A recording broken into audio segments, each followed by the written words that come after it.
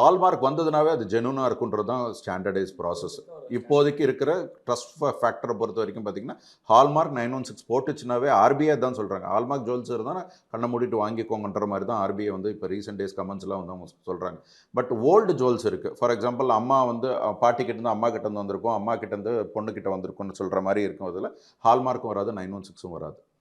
இப்போ அந்த மாரி ஃபேக்டர்ஸ்லாம் வந்து பார்த்தீங்கன்னா, இப்போ கவர்மெண்ட்டும் புதுசா ரூல் கொண்டு வந்தாலும் கூட கொண்டு வரலாம். நம்மளுக்கு ஆச்சரியப்படுறதுக்குல அந்த ஜுவல்ஸ் எல்லாம் நீங்க கொண்டு வந்து சரண்டர் பண்ணிட்டு அது ஹால்மார்க் லேபிளிங் போட்டுட்டு போங்கன்னு கூட ஃபியூச்சர்ல சொல்லலாம். ஏன்னா hallmark is becoming a standard.